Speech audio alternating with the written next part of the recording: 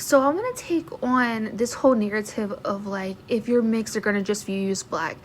That's not true. I know it's not true. Other mixed people know it's not true, and it is what it is. But they'll be like, you're just gonna deal with racism for being black, and it's like, no, I have dealt with racism, but it wasn't for being black.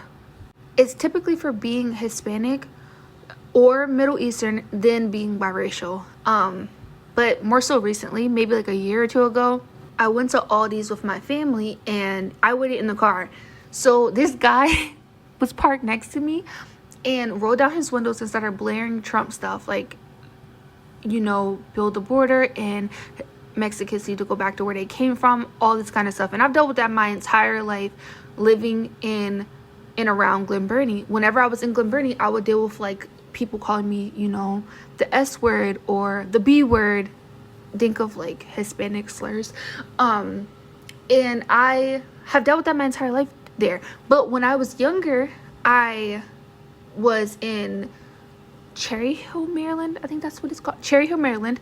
And I guess you could call it like verbally assaulted because the woman thought that I was Afghani. Excuse me if I'm saying that incorrectly, but she thought that that's what I was. And I was really little. I've talked about this, but I don't know if I'll talk about it here. But she started screaming at me, go back to your country, it's your fault, this is you people don't belong here, all this stuff, right? Mind you, I'm like 5, and all of my friends were looking at me like, are you okay? Like, this is so wrong. And I was just sitting there like kind of in shock, but not shocked, because I've dealt with this even at that age a few times.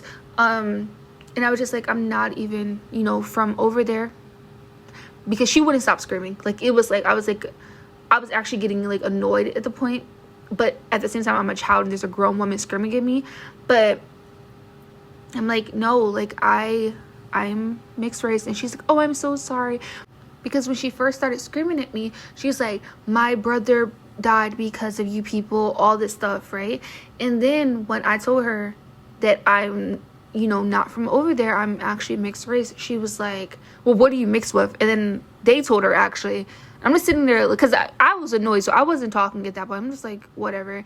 And they started speaking, and then she was like, oh, I'm so sorry, actually it wasn't my brother, it was my friend's brother. And I'm like, so you did this whole scene just for attention, just to like have something to say to a child? So yes, I've dealt with like racism and all this stuff, but it's usually them calling me like the B word.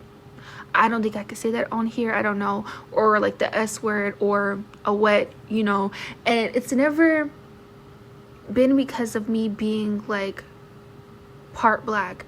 So no, they don't view us, and yes, we still do with like that, but we don't deal with it in the same ways. And I think like it silences us when people pretend that we do, when we don't. And I'm tired of people speaking for me when they don't know my life experience. Like, seriously, stop. Like, it's so annoying when people are like, you're just gonna go through this. Like, no, actually, I am gonna go through like a lot of animosity towards me, but it's not gonna be the same. And other ways will be, they'll just call me like a half-breed or a mutt or a mongrel, something like that, typical. But it's not the same, and you don't know what we go through. So like, I would really appreciate it if monoracial people stop speaking for us. We don't need you to do that. We're good. Thank you. Bye.